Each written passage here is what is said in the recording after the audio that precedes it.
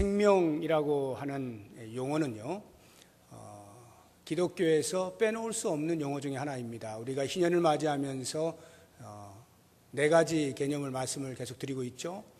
안식, 자유, 회복, 나눔. 그 가운데 이 자유와 아주 밀접한 관계를 갖는 것이 생명이라는 말입니다. 자유인이다라는 것은 생명을 가졌다라는 뜻입니다. 죄로부터 구속함을 입고 자유롭게 되었다는 것은 그 안에 생명이 있음을 의미하는 것이죠. 오늘 본문의 말씀을 보면 아주 짧습니다만 예수님께서 이 땅에 오신 목적을 두 가지로 우리에게 들려주고 있습니다. 하나는 양으로 생명을 얻게 하려 하는 것이고, 그 다음은 더 풍성히 얻게 하려 하는 것입니다. 사실 이 두 가지는 별개의 다른 두 가지가 아니고 하나의 개념을 좀 더 확장하는 의미다, 이렇게 생각을 하시면 되겠습니다. 양으로 생명을 얻는다는 것이 어떤 의미인가를 생각을 해보겠습니다. 양이라고 하는 것은 타락한 인간들을 상징적으로 표현을 하는 것이죠. 그 양들에게 생명을 주시려고 이 땅에 오셨다는 거예요. 그 말의 의미는 예수님이 오시기 전까지 모든 인류는 생명을 갖지 못했다는 말이고 죽어있는 상태다, 이런 의미가 되겠죠. 실제로 그렇습니다.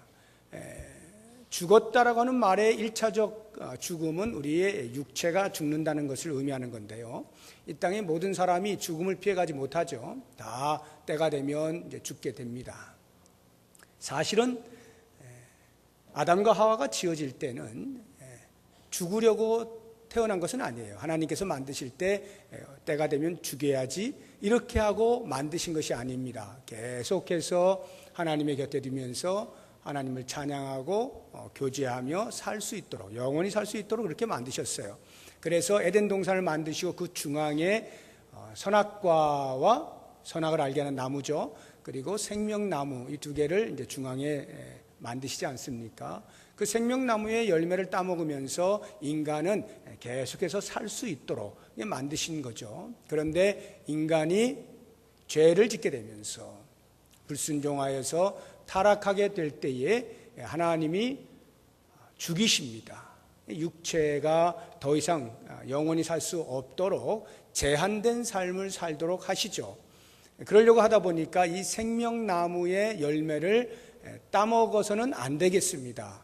그래서 하나님께서 그 생명나무를 사람들이 접근하지 못하도록 막으시는데요. 우리 같이 한번 보도록 하겠습니다. 창세기 3장 22절에서 24절 자막을 보시면 됩니다. 같이 읽습니다.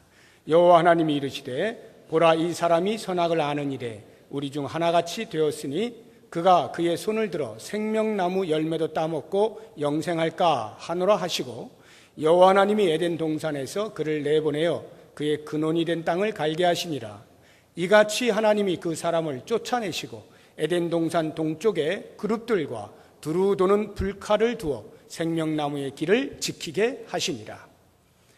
생명나무의 열매를 따먹고 영생을 할까 걱정하신 하나님께서 그 가는 길을 불칼로 막아서 접근할 수 없도록 접근 금지 명령을 내리신 겁니다. 그렇게 되면서 인간은 더 이상 영원히 사는 존재가 못 되고 이제 제한된 수명을 따라서 살 수밖에 없게 된 것입니다. 이것이 바로 죽음의 의미입니다.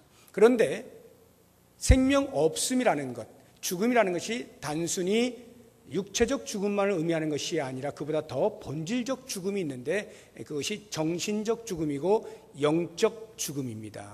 이 정신적 죽음과 영적 죽음의 상태가 어떠한지, 그렇게 죽어 있는 사람은 어떻게 살고 있는지를 성경이 우리에게 이야기해 줍니다. 에베소서 2장 1절에서 3절입니다. 같이 읽습니다. 그는 허물과 죄로 죽었던 너희를 살리셨도다. 그때 너희는 그 가운데서 행하여 이 세상 풍조를 따르고 공중의 권세 잡은 자를 따랐으니 곧 지금 불순종의 아들들 가운데에서 역사하는 영이라. 전에는 우리도 다 그 가운데서 우리 육체의 욕심을 따라 지내며 육체와 마음에 원하는 것을 하여 다른 이들과 같이 본질상 진노의 자녀이었더니. 이것이 죽음의 진정한 현상입니다. 육체가 제한된 삶을 사는 것뿐만이 아니라 정신적으로도 죽었기 때문에 무엇이 옳고 그른가를 분별할 능력이 없어요.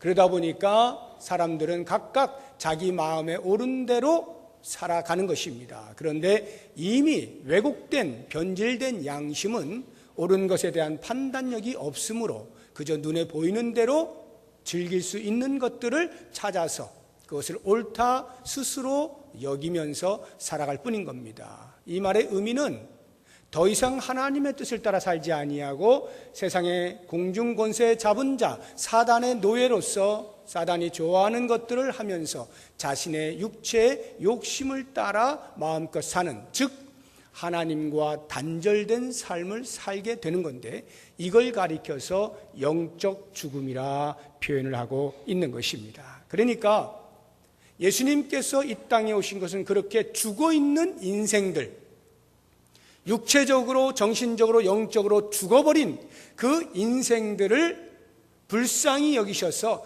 생명을 수여하시기 위하여 오신 것입니다.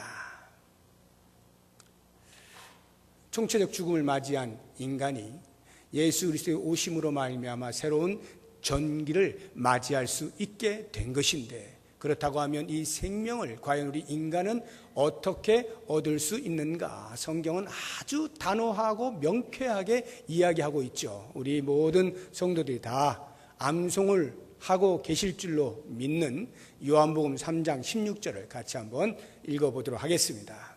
하나님이 세상을 이처럼 사랑하사 독생자를 주셨으니 이는 그를 믿는 자마다 멸망하지 않고 영생을 얻게 하려 하심이라. 여기 영생, 생명, 구원 다 같은 말로 쓰이는 겁니다. 하나님의 아들 예수 그리스도를 믿는 자에게 영생을 주신다고 말씀을 하고 있습니다. 요한복음 3장 36절을 한 절을 더 보도록 하겠습니다. 아들을 믿는 자에게는 영생이 있고 아들에게 순종하지 아니하는 자는 영생을 보지 못하고 도리어 하나님의 진노가 그 위에 머물러 있느니라. 아들을 믿는 자에게 영생이 있습니다. 예수 그리스도를 믿으면 생명을 얻게 되어 있는 것입니다. 그렇다고 하면 과연 예수님을 믿는다는 게 뭐냐라고 할 때 어떻게 하는 것이 예수님을 믿는 것이냐, 좀 더 구체적으로 우리가 알 필요가 있습니다. 무엇을 믿는다는 말인가? 두 가지가 있는데요. 그 하나는 예수님께서 내 모든 죄를 씻어내시기 위해서 십자가에서 못 박혀 죽으셔 피를 다 흘리신 그 사건을 믿는다는 것이고, 또 다른 하나는 그 십자가의 죽으심으로부터 부활하심을 믿는다라고 하는 것인데요. 자, 이 십자가의 죽으심을 성경이 어떻게 우리에게 표현을 하고 있는지 요한복음 6장 53절에서 58절까지 좀 깁니다만 우리 같이 읽어보도록 하겠습니다. 예수께서 이르시되 내가 진실로 진실로 너희에게 이르노니 인자의 살을 먹지 아니하고 인자의 피를 마시지 아니하면 너희 속에 생명이 없느니라. 내 살을 먹고 내 피를 마시는 자는 영생을 가졌고 마지막 날에 내가 그를 다시 살리리니 내 살은 참된 양식이요 내 피는 참된 음료로다. 내 살을 먹고 내 피를 마시는 자는 내 안에 거하고 나도 그의 안에 거하나니 살아계신 아버지께서 나를 보내심에 내가 아버지로 말미암아 사는 것 같이 나를 먹는 그 사람도 나로 말미암아 살리라. 이것은 하늘에서 내려온 떡이니 조상들이 먹고도 죽은 그것과 같지 아니하여 이 떡을 먹는 자는 영원히 살리라. 예수님의 십자가를 말씀하실 때 성찬을 우리들에게 언급하고 계십니다. 성찬이라고 하는 것은 떡과 포도주를 대하면서 예수님의 찢기신 몸과 우리를 위하여 흘리신 피를 상징적으로 우리가 받아들이고 그 그리스도의 은혜에 동참하는 것, 이게 성찬 예식 아닙니까? 그러니까 이 성찬 예식을 통해서 우리의 믿음이 어떠하다라고 하는 것을 보여주고 있는 것입니다. 우리가 믿는 것은 예수님께서 우리를 위해서 십자가에 죽으셨다, 우리의 모든 죄를 대속하셨다라고 하는 이 사실을 믿는 것입니다. 이것만이 하나님께로 돌아갈 수 있는, 영원한 생명을 얻을 수 있는 유일한 길임을 고백하는 것입니다. 그런데 그것이 성찬에서 그 의미가 그대로 그대로 드러나고 있다는 거죠. 그런 면에서 우리가 성찬 예식을 참여할 때마다 그리스도의 십자가의 은혜를 깊이 경험하고 그 그리스도와의 연합을 생각하면서 그리스도로 말미암아 살게 되어진, 영생을 얻게 되어진 은혜를 노래하고 찬양할 수 있어야 하는 것이죠. 그리고 그 다음에 십자가의 죽으심뿐만 아니라 3일 만에 다시 부활하신 이 사건을 믿는 것입니다. 우리 같이 한번 읽어봅니다. 고린도전서 15장 17절 말씀입니다. 그리스도께서 다시 살아나신 일이 없으면 너희의 믿음도 헛되고 너희가 여전히 죄 가운데 있을 것이요. 예수님께서 만약 다시 살아나지 않으셨다면, 부활이 없다면 우리의 믿음이 헛거라는 거예요. 그 말의 의미는 우리의 믿음 안에는 반드시 그리스도의 부활이 포함이 되어 있다는 거죠. 예수님이 우리를 위해서 십자가에서 죽으셨다고 하는 사실과 더불어서 그 십자가에 다시 살아나셨다라고 하는 것이 우리의 믿음 안에 들어가 있는 겁니다. 만약 그것을 믿지 아니하면 우리의 믿음이 헛것이다 이 말이에요. 왜 그렇습니까? 십자가의 죽으심뿐만 아니라 부활을 통해서 우리 모든 믿는 자가 영생을 얻게 되어지는 그 부활의 첫 열매가 되시는 것 아니겠습니까? 그러므로 우리가 예수님을 믿는다라고 하는 말은 예수님께서 부활하신 것을 믿고 그 부활을 통해서 우리도 영원히 부활하여 살 것을 믿습니다 라고 하는 고백이 되는 것이죠. 자, 그렇다고 한다면 과연 이 영생은 어디로부터 오는 것일까?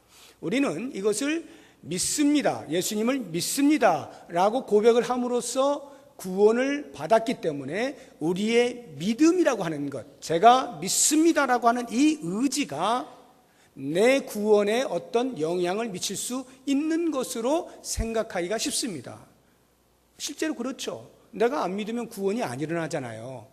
그런 의미에서 내가 믿으니까 구원이 생긴 것, 즉 내 믿음이 나의 구원에 작용을 했다, 이렇게 생각하기 쉽습니다만 예수님께서는 그렇게 말씀하지 않으시고 예수님의 정신을 따르는 사도 바울이 우리에게 명쾌하게 말씀하고 있는 것이 에베소 2장 8절 아닙니까? 너희는 그 은혜에 의하여 믿음으로 말미암아 구원을 받았으니, 그 다음 이것은 너희에게서 난 것이 아니요 하나님의 선물이라. 우리는 착각하기 쉬워요. 이게 우리에게서 난 것이구나, 내가 믿었기 때문에 구원이 발생한 것이구나 라고 하여 자신의 공로가 구원 속에 들어갈 여지가 있다라고 보기 쉽지만 사도 바울은 말하는 것, 그것이 아니라, 너희에게서 난 것이 아니라 하나님의 선물이다 라고 이야기하는 거예요. 그래서 예수님께서는 직접적으로 내가 너에게 영생을 주었다 이렇게 말씀을 하시거든요. 요한복음 10장 28절 말씀 자막을 통해 같이 보겠습니다. 내가 그들에게 영생을 주노니 영원히 멸망하지 아니할 것이요 또 그들을 내 손에서 빼앗을 자가 없느니라. 예수님께서 영생을 주셨기 때문에 우리가 받는 거예요. 그 영생을 받음에 대한 어떠한 자격이 나에게 있지 아니하고 오직 하나님의 전적인 사랑과 은혜, 그것을 실현하시는 예수님의 영생을 수여하시는 그 은혜 때문에 우리가 그냥 받는 것입니다. 그러면 예수님께서는 어떻게 우리에게 영생을 수여하실 수가 있는가? 예수님이 영생이시기 때문에 그래요. 예수님이 생명 그 자체이기 때문에 그렇습니다. 그래서 요한복음 14장 6절에 보면 내가 곧 길이요 진리요 생명이니 나로 말미암지 않고는 아버지께로 나올 자가 없다라고 말씀하지 않습니까? 내가 곧 생명이라 예수님이 직접 그렇게 말씀을 하시는 거예요. 그래서 예수님을 가장 사랑하던 사도 요한도 예수님이 곧 영생이심을 우리에게 알려주고 있는데요. 요한 1서 5장 20절 같이 보도록 하겠습니다. 또 아는 것은 하나님의 아들이 이르러 우리에게 지각을 주사 우리로 참된 자를 알게 하시는 것과 또한 우리가 참된 자 곧 그의 아들 예수 그리스도 안에 있는 것이니 그는 참 하나님이시요 영생이시라.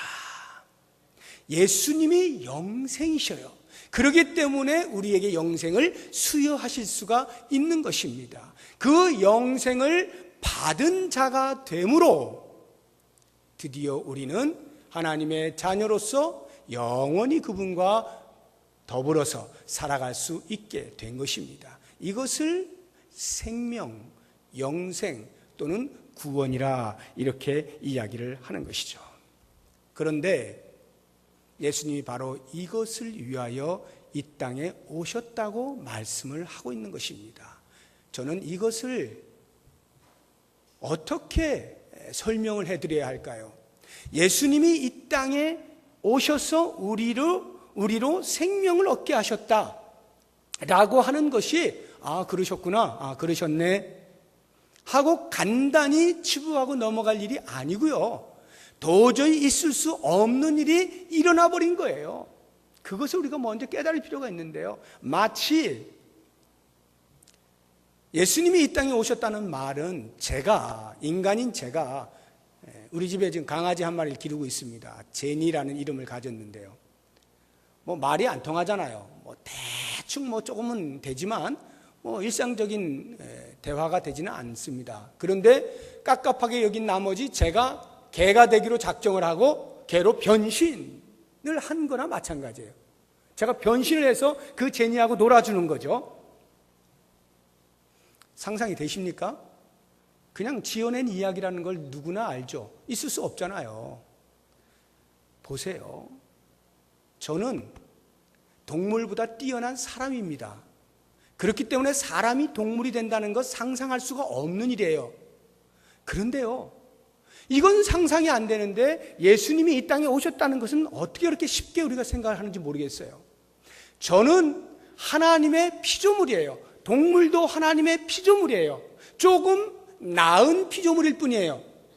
조금 나은 피조물이 좀 못한 피조물이 되는 것이 불가능하게 생각이 되어지는 즈음이라면, 하물며 창조주이신 하나님께서 만드신 피조 세계로 내려오신다는 것이 과연 상상이 되냐 이 말이에요.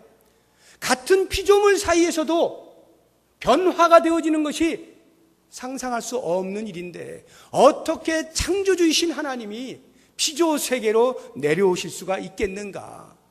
이 불가능한 것을 오직 인간을 사랑하시는 그 크신 사랑에 근거하여 죽어있는 인간을 다시 살리시고 생명을 부여하셔서 영원토록 주님과 교제하며 살 수 있는 권리를 회복시켜 주시기 위하여 기꺼이 그 불가능을 깨고 내려오신 것이 예수님의 성육신이에요.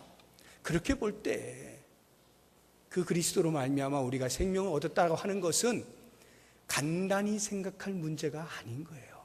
놀랍고 기이하고 참으로 무엇으로 표현할 수 없는 기가 막힌 감사와 감격으로 살아가야 하는 것이 구원받은 자의 모습이다 하는 것을 우리 모두가 꼭 기억을 했으면 좋겠어요. 이제 예수님께서 이 땅에 오신 것이 그렇게 생명을 얻게 하려, 그리고 그 다음 더 풍성히 얻게 하려 하심이라. 그 생명을 더 풍성히 얻게 하려 하심이라. 이것이 오신 목적이라는 건데요, 이거는 이미 말씀드린 대로 또 다른 어떤 목적이 아니라 이 앞에 생명을 주시고자 하는 이 목적이 좀 더 확장되었다라고 생각하시면 되겠습니다. 생명을 얻게 하려 하심인데 더욱 풍성하게 얻게 하려 하심이라. 그렇다고 해서 이 말이 예수님께서 우리에게 구원을 베푸신 그것이 뭔가 조금 부족해서 다른 그 무엇으로 보충을 한다, 이런 의미에서의 더 풍성이가 아닙니다. 이 구원의 의미가 다르다는 거예요. 이 구원의 의미가 좀 더 확장될 필요가 있다는 거예요. 다시 말해서 예수님이 이 땅에 오셔서 우리를 구원하신다라고 말을 할 때에는 우리의 구원은 거의 대부분의 사람들은 내세를 생각합니다. 우리가 죽어서 내세에 하나님의 자녀로서 천국에 가는 것, 이것을 구원받았다라고 생각을 하기가 쉽기 때문에 예수님은 그 범위를 넘어서는 영역을 말씀하고 계시는 거예요. 더 풍성히라고 하는 말은 이 현세에도 그 생명의 영향력을 받으며 살아갈 수 있음을 말하고 있는 것입니다. 다시 말하면 우리가 구원을 받았다, 생명을 얻었다라고 하는 것은 내세에 그렇게 될 거야. 내가 원래는 죽어서 지옥을 가야 되는데 예수님을 믿어가지고 천국 가게 되었다. 그러니 나는 지금 이 땅에 살면서 예수를 믿는 것을 통하여 마치 생명보험을 들어놓은 것과 같다. 참 안심하고 살아야 되겠구나. 이 정도를 이야기하려고 예수님이 이 땅에 오셔서 생명을 주셨다는 말이 아닙니다. 그 생명을 더욱 풍성히 한다는 말은 지금 이 땅에 사는 동안에도 예수를 믿고 나서 예수 믿은 사람으로서 내 안에 심겨진 그 생명이 내 삶 전 영역에 영향력을 미쳐서 그 생명의 가치를 드러내며 살 수 있게 하셨다라고 하는 것이 더 풍성히라고 하는 말의 의미가 되는 것입니다. 그렇다고 해서 이 땅에서 그럼 더 풍성하다는 것이 우리가 생각하는 보편적으로 잘 되는 것, 출세하는 것, 건강하고 재물이 많은 것, 명예가 있고 권력이 있는 것, 좀 그럴싸하게 사는 것, 이것을 예수님이 염두에 두시고 더 풍성히 이렇게 말씀하신 것 아닙니다. 현세에서 내 안에 심겨진 생명이 산다라고 할 때는요, 이런 의미인 것이죠. 하나님께서 우리에게 생명을 주실 때 그냥 덜렁 주시고 자, 지금부터 너희들 마음대로 살아라, 이렇게 하신 게 아니라 그 생명을 주셨을 때 생명을 주신 목적을 가지고 주셨다는 거예요. 저를 구원하여 주셨을 때 저에 대하여 목적을 가지시고 저를 구원하신 것이고, 여러분들을 구원하실 때 목적을 각각 가지시고 구원을 하신 거예요. 그것을 사도 바울은 이렇게 표현을 하고 있어요. 에베소서 2장 10절을 같이 읽어보도록 하겠습니다. 우리는 그가 만드신 바라 그리스도 예수 안에서 선한 일을 위하여 지으심을 받은 자니, 거기까지요. 우리는 그가 만드신 바라 그리스도 예수 안에서 선한 일을 위하여 지으심을 받은 자니 라고 할 때 목적이 뭐예요? 선한 일. 선한 일을 위하여 우리가 지으심을 받았대. 그런데 이 지으심을 받았다라고 하는 말은 저 태초에 창조 때 지으심을 받은 하나님이 창조하신 그것을 의미하는 게 아니고, 예수 그리스도를 통하여 구속함을 입은 백성들의 새로운 피조물, 새 생명 얻은 자, 그것을 지으심을 받은 자, 만드신 자라는 거예요. 다시 한번 보여주십시오.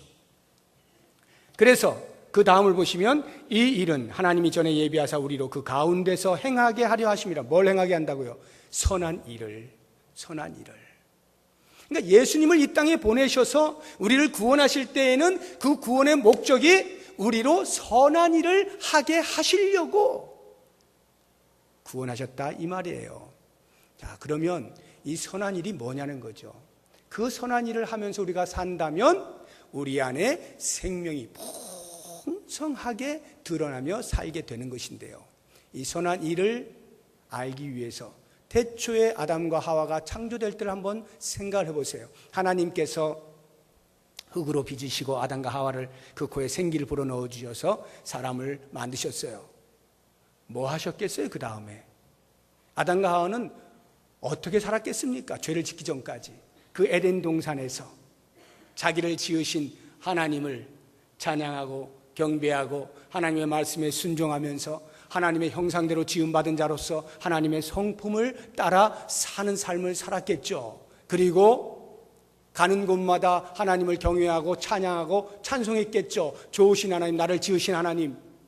그리고 혹 동물들을 만나든지 사람을 만나든지 어떻게 되면은 그 좋으신 하나님을 소개하고 선포했겠죠. 이게 너무나 자연스러운 아담과 하와의 삶의 모습 아니었겠어요? 선한 일을 위하여 예수 그리스도 안에서 우리를 다시 빚으셨다, 새로운 생명을 주셨다라고 할 때는 바로 이와 같은 태초에 하나님께서 사람을 만드실 때 심어 놓으셨던 그 삶의 질, 목적을 회복하게 하시는 것이다 라는 것을 알 수가 있는 거예요. 그렇다고 한다면 우리에게 있어서 선한 일이란 다름 아닌 하나님의 말씀에 순종하는 거죠. 아담과 하와가 불순종함으로 죄를 짓고 하나님을 떠나지 않습니까? 생명을 잃어버리지 않습니까? 우리가 우리 안에 있는 생명이 풍성하게 되게 한다는 것은 하나님의 말씀에 순종하며 살아갈 때 내 안에서 그 생명이 꿈틀거리는 것을 경험할 수가 있게 되는 겁니다. 우리가 예수를 믿는다 하면서도 하나님의 말씀을 우습게 여기고 나에게 맞지 않는다 싶은 것은 그냥 덮어버리고 무시하고 나에게 착착 맞아떨어지는 것들만 골라서 그렇게 섭취한다면 우리 안에 진정으로 생명이 있는지를 점검을 할 필요가 있어요. 하나님의 말씀에 전심으로 순종하는 것이 생명 있음의 증거가 되는 겁니다. 뿐만 아니라 우리의 삶에서 내가 이제 하나님의 형상대로 지음을 받았는데 죄를 지어서 그것이 다 뒤틀려 버렸잖아요. 왜곡되고 변질됐잖아요. 그런데 예수 그리스도를 통해서 그 삐뚤어진 양심들이 다시 회복이 되어지고 그리스도 안에서 새로운 피조물로 거듭나지 않았습니까? 새로운 생명을 얻지 않았습니까? 그러니까 이제부터는 내가 이전에는 하나님의 뜻을 거슬러서 살았는데 이제는 내가 다시금 하나님의 뜻을 따라서 살겠노라고 하는 것이 생명을 가진 자, 그것도 풍성히 가진 자의 당연한 모습이 아니겠어요? 전에는 사탄의 노예로 살면서 사탄이 좋아하는 거하고 사탄이 시키는 거하고 사탄의 마음에 드는 것을 쫓아 했다면 이제는 하나님이 기뻐하시고 원하시는 것을 하게 되어 있죠. 하나님을 닮아가는 삶을 사는 거예요. 그래서 이전에는 내 눈앞에 이득이 있다라고 하면 서슴지 않고 거짓말을 해서라도 이득을 챙기고 그것을 참 수단이 좋아 이렇게 말을 했다면 이제 예수를 믿고 나서 거짓이 얼마나 큰 죄악이라는 것을 알고 정직하게 살려고 하니까 오히려 더 장애물이 많고 손해보는 일이 있고 불이익을 당하는 일이 생길 때 예전처럼 살지 아니하고 오히려 정직을 행하여 손해를 보더라도 그 삶이 나에게 더 가치 있음을 인식하고 기뻐하고 감사하고 당연히 받아들이면서 이 땅의 손해에 대해서 그리 서운해하지 아니하고 하나님의 백성으로 사는 하나님의 성품을 따라 사는 그 자신을 뿌듯해하면서 살아가는 것이 우리의 마음의 생명이 풍성하다는 것에 대한 증거인 겁니다. 그래서 내 삶에서 과연 얼마나 나는 하나님의 성품을 따라 예수 그리스도를 닮아가는 삶을 살아가는가라고 하는 것으로 내 안에 생명의 생명력이 어떠한가를 보실 수가 있게 되는 것입니다. 이전에 사단의 생각대로 살아갔을 때는 사탄이 우리에게 심어주는 게 있잖아요. 자, 너는 이 땅의 법칙을 따라서 사는데 많이 가진 자가 힘이 센 것이다. 권력을 가진 자가 힘이 센 거야. 명예롭게 살아야 돼. 사람들에게 존경을 받아야 되지. 인기가 있어야 돼. 재물이 많으면 아무도 너에게 손가락질 못한다. 그래도 병이 나면 어떡하냐. 건강하게 살아야지. 출세해라. 이런 것들로 세상에서 으뜸이라고 가르쳐온 그 모든 삶, 여기에서 예수 그리스도를 믿게 되면서 내 삶이 완전히 바뀌어지는 거예요. 더 이상 이 땅에 잠깐 있다가 없어질 그러한 것들에 연연하면서 그것을 움켜쥐려고 몸부림을 치며 사는 것이 아니라 이제는 영원을 바라보면서 위의 것을 생각하고 위의 것을 찾으며 사는 삶, 이것이 얼마나 귀하고 복된 것이냐라고 하는 것을 인식하고 살아갈 때 내 안에 생명이 있다는 것을 알게 되는 겁니다. 그리스도께서 우리에게 주신 그 생명은 우리로 끊임없이 하나님을 닮아가는 삶을 살게 만드는 것이에요. 뿐만 아니라 태초에 아담과 하와가 오직 하나님을 경외하고 하나님을 경배하며 사는 것을 가장 큰 기쁨으로 여겼을 그 에덴 동산을 우리가 회복하는 겁니다. 하나님을 예배하는 것을 가장 큰 기쁨으로 알고 나오는 것입니다. 이제 제가 여쭙습니다. 사랑하는 여러분, 오늘 주예전에 나오실 때 기대를 많이 하셨나요? 흥분하셨나요? 주님을 만나실 그 기쁨을 가슴 깊이 간직하면서 나오셨나요? 우리는 그래야 됩니다. 매 예배 때마다 우리는 어떻게 해서든지 하나님을 경외하는 가장 큰 특권을 행사하는 자로서의 기쁨을 누릴 수 있어야 돼요. 아, 오늘 또 주일이야. 아, 벌써 또 주일이네. 또 가야 돼. 안 가면 또 전화 오고. 복잡해. 여러분, 그렇게 살면요, 이미 그 안에 예수님의 사랑이 어디 있는지 찾아보셔야 할 사인입니다. 내 안에 그 사랑의 풍성, 그 생명의 풍성함은 둘째치고 생명조차 내가 느끼고 살아가는가를 점검할 시기예요. 우리 안에 생명이 풍성하면 우리 하나님을 경배하는 것을 가장 큰 기쁨으로 알고 마땅히 그 자리를 찾아 나와 늘 감사와 자원함으로 하나님을 높여드리는 거예요. 뿐만 아니라 위로 하나님을 경배한다면 옆으로는 우리의 사랑하는 형제들을 위하고 돌보고 사랑하며 사는 것입니다. 그것이 생명 있는 자의 특징이에요. 그래서 사도 요한이 요한일서 3장 14절에서 이렇게 표현을 하고 있습니다. 우리는 형제를 사랑함으로 사망에서 옮겨 생명으로 들어간 줄을 알거니와 사랑하지 아니하는 자는 사망에 머물러 있느니라. 놀랍지 않습니까? 형제를 사랑함으로 우리가 사망에서 생명으로 옮겨간 것을 알게 되는 것이고, 형제를 사랑하지 아니하면 나는 아직도 사망에 머물러 있는 것이에요. 우리가 예수를 믿는다라고 말을 하면서 눈에 보이는 우리의 형제들을 사랑하기는커녕 점점 더 볼 때마다 미워지고 제발 저 사람만 안 봤으면 내가 신앙생활 멋지게 할 것 같은데 이 교회 나오고 싶지가 않아. 저 사람 보면 이라는 생각이 듭니까? 그 사람은 무서운 경고의 말씀을 드려야 돼요. 그 안에 사망이 머물러 있느니라. 우리가 창조주신 예수님께서 우리를 사랑하셔서 목숨을 버리셔서 생명을 주셨는데 그 생명을 경시 여기고 우리가 마땅히 사랑해야 될 형제들을 사랑하지 아니함으로 내 안에 여전히 사망이 머무르는 것처럼 살아서야 되겠습니까? 우리 안에 그 생명이 풍성해질 수 있도록 위로 우리 하나님을 잘 경배하고 옆으로 우리의 사랑하는 형제들을 돌보고 사랑하며 사는 삶을 살아야 하는 것입니다. 그리고 마지막으로 한 가지만 더 말씀을 드린다면, 내 안에 정말로 생명이 있다면, 그리고 그 생명의 가치를 안다면 그 사람은 반드시 그 생명을 나누어 주는 겁니다. 소개하는 겁니다. 선포하는 겁니다. 이것이 하나님을 가장 크게 기뻐하게 하는 일인 것을 알기 때문에 생명이 풍성한 사람은 기꺼이 내 안에 있는 그 생명을 나누어 주기 위하여 소개하고 전달하고 선포하게 되어 있는 것이죠. 저는 그런 면에서 오늘 우리가 설교 전에 본 이 영상을 보면서 우리 청년들을 보면서 속으로 많이 울었어요.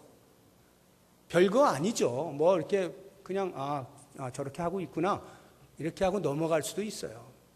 그리고 실제로 그 선교지에 간 청년들이 뭐 얼마나 큰 뭐 어마어마한 것을 막 깨닫고 경험하고 그래서 불타는 심정으로 그렇게 가지 않았을 수도 있어요. 그러나 적어도 제가 볼 때는 청년의 때에 몇 개월씩 1년씩 시간을 들여서 하나님을 섬기는 일에 가장 직접적인 현장에 뛰어든다는 것 결코 쉬운 이야기가 아니에요. 목사인 제가 청년의 때에 꿈도 꾸지 못한 겁니다.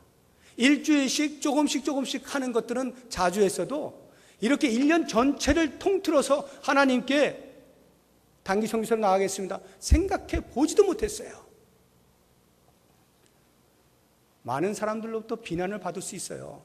부모님들로부터 심지어 너 미쳤니? 이런 소리 들을 수 있어요.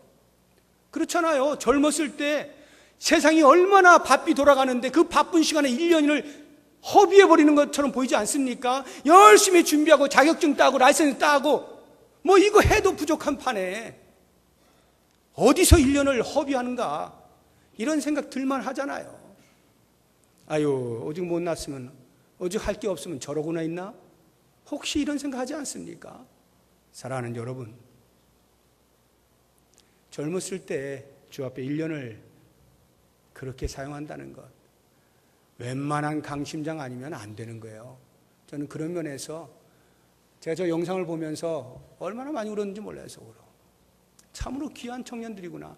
저 친구들은요 모르겠어요. 앞으로는 하나님이 어떻게 인도할지 모르지만 지금까지 제가 교제하고 알고 있는 청년들은 저 친구들 목사 될 사람들이 아니에요. 그냥 평신도로 살아갈 사람들이에요. 현재까지는.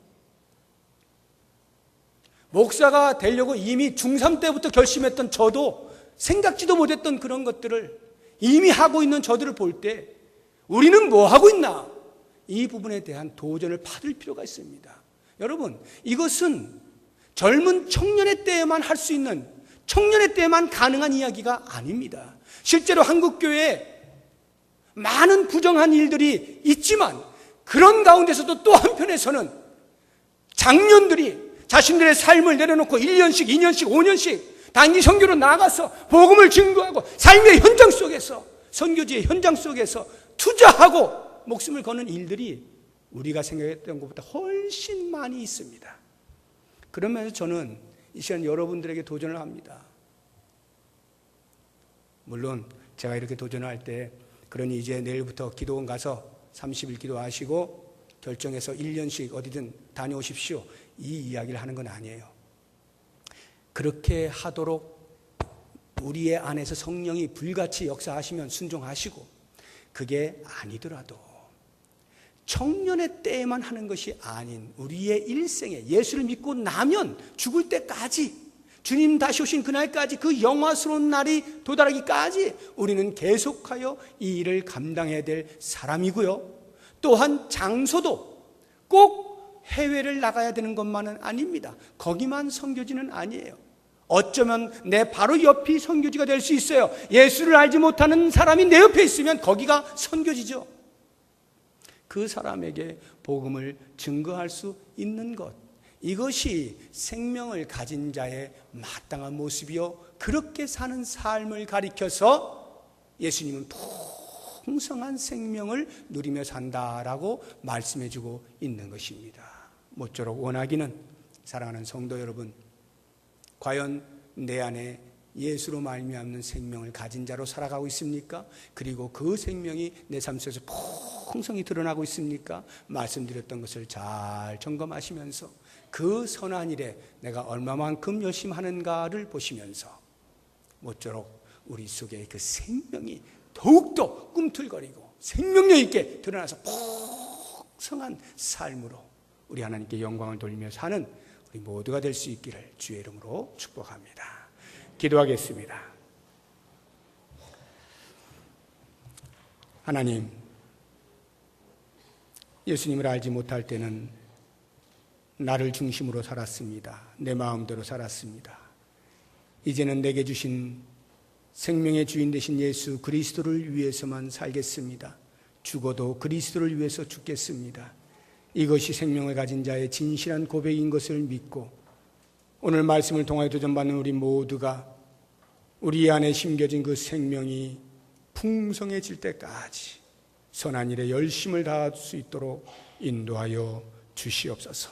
예수님의 이름으로 기도드립니다. 아멘. 우리 다 같이 자리에서 일어나시고